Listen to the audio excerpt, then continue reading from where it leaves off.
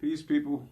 We're back to try it again, and we call on our Zak, who is the true provider, but he places you in a position, that you help those that are around you. How can you truly help yourself and help them?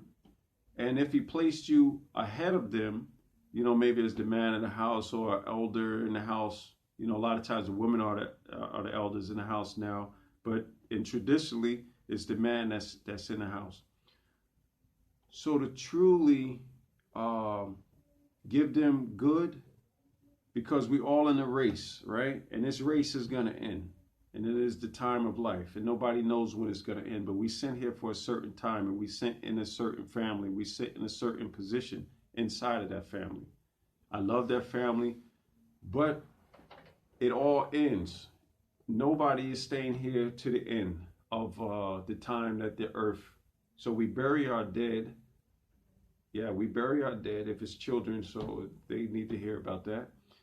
That we bury our dead and we see them and we lay them down and we have to leave them. And nothing goes down with them besides their good deeds. Their family goes back, their wealth, it gets distributed to whoever that's left. And the only thing that goes down in there with that person is their deeds. Now, the biggest deed is knowing your Lord, not associating a partner with him, not making idols with God. Okay? And that's all is, so like that, false gods. So like that we want to go over some chapters in the Quran that are very short. And this one, Surah Fatiha, is something that should be read every prayer. And its importance is you can hear it. In the name of God, the most gracious, most merciful, master of the day of judgment, thee do we worship, thine aid we seek. Show us the straight way, the way you have favored, not the way of those who have caused your anger, and not the way of those who have gone far astray. Praise be to Allah, praise be to God. And that's the first thing to know. La ilaha illallah, that there's no God but God.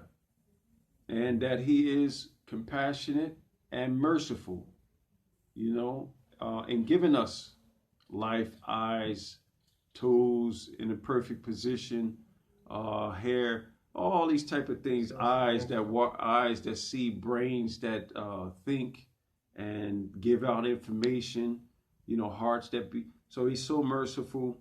And to show that, do we worship him alone? We need to know that we worship him alone. And in this prayer, we say that we worship him alone and we associate no partners with it. And then we ask from him, because we know who he is, to guide us to the straight way, to the straight path, the path that you favor, by sending your prophets, and then they lived that life. And so we know that you can do it because there were men, yes, they were prophets, and then they had companions that were men and not prophets, and they did it.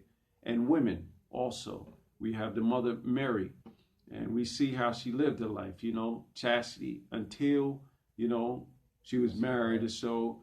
And then similarly, the same way you don't have. And so we have marriage with the last and final prophet, Muhammad Sallallahu Alaihi Wasallam.